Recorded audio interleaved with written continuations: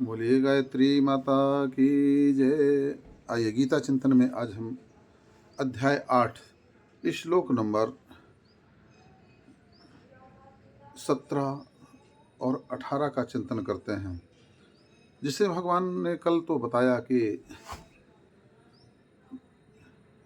सहस्रयुग पर्यंतम अर्हद ब्राह्मणो विदुः रात्रियुग सहस्रांताते अहोरात्रिविदो जनः, कि ये सारे के सारे लोग सब का एक समय होता है, पुनरावर्ती हैं, ये बनते हैं और बिगड़ते हैं। जैसे ब्रह्मा जी का जो है भगवान ने बताया कि जो है 1000 चतुर्युगी अवधि वाला उनके दिन होता है और उतना का ही रात्रि होता है।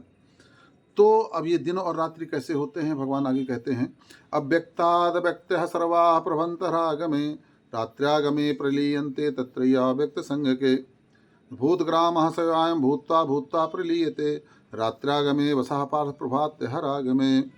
हे अर्जुन, भगवान कहते हैं कि ब्रह्मा जी के दिन का जो काल होता है वह सृष्टि के सृजन का काल होता है, अर्थात उस समय पर जो है सृष्टि का विस्तार होता है और सृष्टि बनाई जाती है, तरह तरह के चराचर जगत का भूत की रचना हो जो है ब्रह्मा जी द्वारा होती है। और जब ब्रह्मा जी की रात्रि का जो समय होता है उस समय पर जो है इसको समेट लिया जाता है और पुनः जो है केवल शून्य रह जाता है। ठीक जिस तरीके से एक दुकानदार होता है, अपनी दुकान को सुबह सुबह लगाता है बाजार में और संध्या के समय, रात के समय में वो अपनी दुकान को इकट्ठा कर लेता है।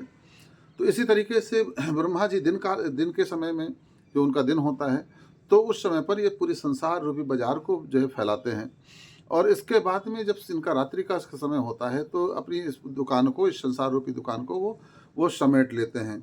और समेट करके क्या होता है, भूत ग्राम सवाय भूत्वा भूत्वा प्रलीत। हे पार्थ, वही भूत समुदाय उत्पन्न होकर के प्रकृति के बस में हुआ, वही जब दिन के समय पर जो ब्रह्मा जी का दिन होता है तो वही पूरा भूत समुदाय प्रकृति के बस में हो करके और फिर जो है वह इस धरा पर जो है जन्म लेता है।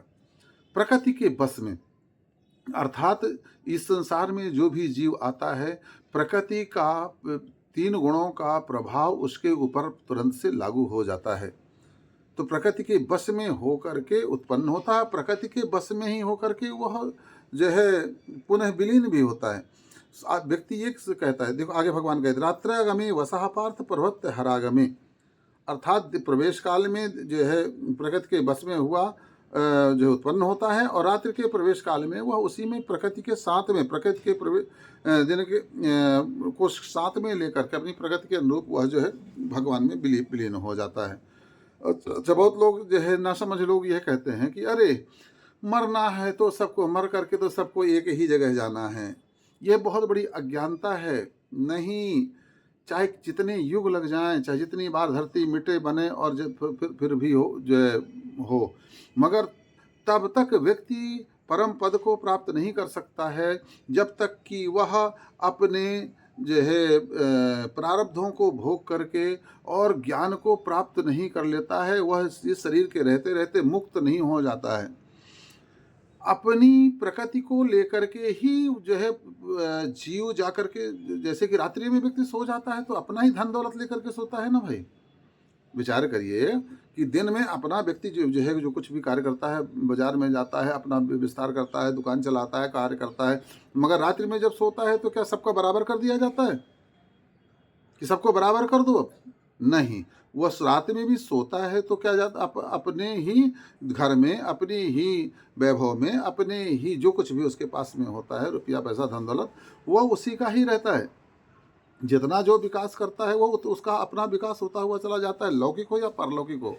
ठीक इसी तरह से जब जीव अब जितना विकास किया होता है, तमोगुण से रजोगुण, रजोगुण से सतोगुण की तरफ जितना बढ़ा होता है, जितना दान किया, पुण्य किया, यज्ञ किया उस, और तप तपस्या किया, तप प्रतीक्षा किया, साधना किया, उपासना किया, योग किया और उस इन सब कर्मों से वो जितना अपने आप को पवित्र बना सका, जितना वह अपने आप को भगवान के करीब ला सका, वह उतना ही लेकर के वह जो है ब्रह्मदेव की रात्रि काल में वह विलीन हो जाता है। और फिर वही लेकर के जब जागेगा, फिर जब भगवान की इच्छा होगी, एको बहुत बहुत श्यामा, एक से बहुत होने का जब भाव भगवान का आता है, तो उन सारे जीवों को पुनः जो रचना होती है उसी की प्रकृति के अनुरूप ही होगी।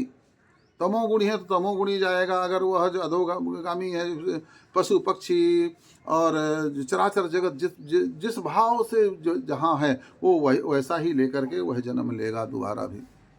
ऐसा नहीं कि सब जो है अंतकाल में सबको इकट्ठा कर दिया जाता है, ये बिल्कुल गलत धारणा है।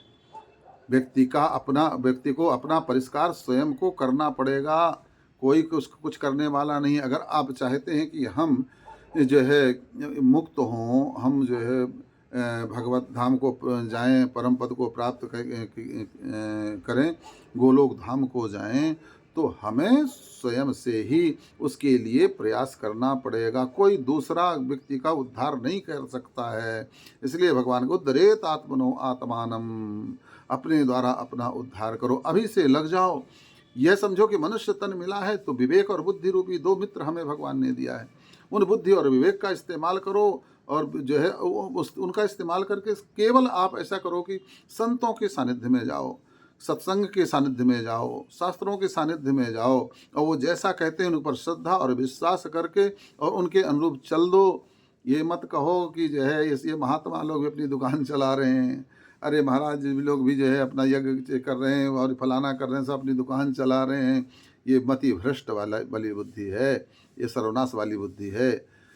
गुरु की शरण में जाओ, संत की शरण में जाओ और वो जैसा जीवन जीने के लिए कहते हैं वैसा जीवन जियो। अगर वो कहते हैं कि यहाँ पर तुम जो है अपना धन लगाओ, यहाँ पर आप अपना तन लगाओ, यहाँ पर मन लगाओ, उसको लगाओ, कृपणता मत रखो, तभी आपका उद्धार होगा, तभी कल्याण होगा। बोले गायत्री माता की जय।